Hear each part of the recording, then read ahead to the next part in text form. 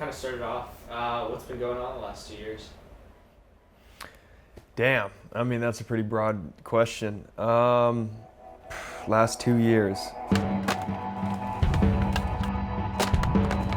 They told me, yeah, the surgery that you had done sort of worked. Basically, it's slowly failing. They take a cartilage cadaver, and take out the cartilage, and then implant it into your knee. And so it's kind of like this slow healing process.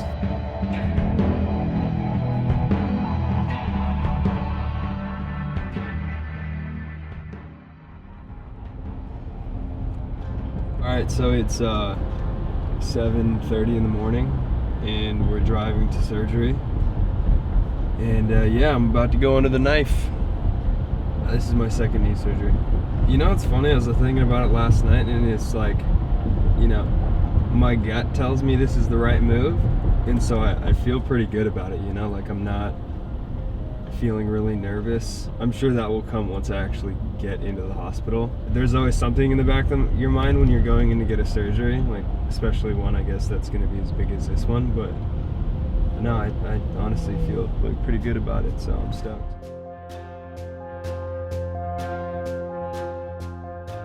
In 2014, actually, I was skating a bunch. Like, I was on so many trips. It was just like, if you asked me to go on a trip, like, I was there. But then towards the end of it, it was like, whoa, my knee's feeling kind of weird. But it was never bad. It was like, it bugs me for like a minute when I step on my board, and then I'd skate and it'd be good. Come beginning of 2015, I was like, okay, what the fuck is wrong? Something's up. And I got an MRI of my knee, and they're like, oh no, you got runner's knee, man. So I need to go to physical therapy. What's the deal? Yeah, just stay off it, do a little bit of physical therapy, and like I would work out, I'd ride the bike, do all these different things, and it would make it feel better for a bit. And then I went and skated my last contest of the year. And then so after that weekend, I was like, it's over. Like, there's no skating. Like, I need to figure this out. And so what I did to my knee is I had cartilage damage, and it bruised the bone. It can't heal itself. So they poke the holes in the bone, it bleeds the area, and then it creates what's called fibrocartilage. You go in, you get the surgery done, and then it's like, you know, a year. Coming back from that, it was the most frustrating thing ever. It was straight up like starting from scratch, 100%. It was like, oh, this is where what I know I can do, you know? But my knees only allow me to stay down here. I would try so hard and do so much shit to only get like 2-hour session. And yeah, so basically I was like, well, I can skate, so let's try and make it work. And so I started filming, you know, for the Yet News video and skating all of the contests and things like that. Matt Berger. After a trip to Germany, and I was supposed to extend my stay and film with the Yet News guys. But as soon as the contest was done, I was just like, dude, this hurts so bad. So I flew straight home and I got an MRI. And they told me, yeah, the surgery that you had done sort of worked. Basically, it's slowly failing, and it's just going to progressively get worse. So just from years and years of skateboarding and like all that impact, I guess, has just beaten away at the cartilage. And so it's basically bone on bone. You know, now moving forward with the surgery that I have to get, it's a way different ballgame. What they're doing is called an OATS procedure, which is an osteochondral autograft transfer system. Does anyone know what that means? You know what I'm saying? Like, as soon as I heard, I was like, all right, dude, what is that?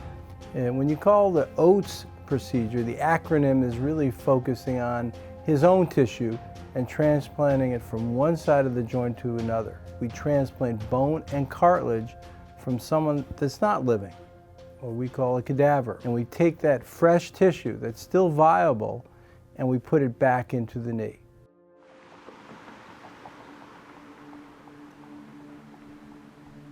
So today we're at the surgery center in Santa Monica.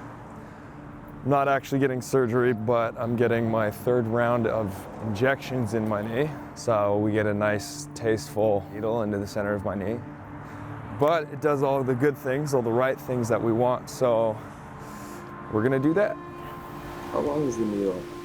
exactly? Oh, maybe 4 or 5 inches. Oh, nice. Well, the process of going back to 100% after a procedure like this is based on phases. The first phase is we put this puzzle piece back into the knee, and the bone has to integrate, has to heal.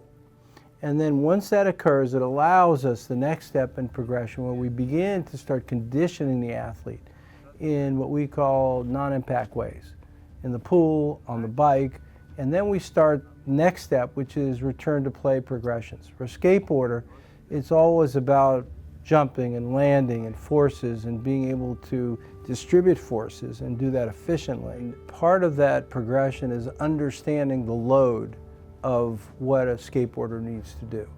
So in the beginning, we'll start just with skating, just the motions of skating, the load, the accelerating, coming on, coming off, and then we'll start jumping, which is the heart of what he does. Didn't hurt him one bit. Yeah. Did you flinch?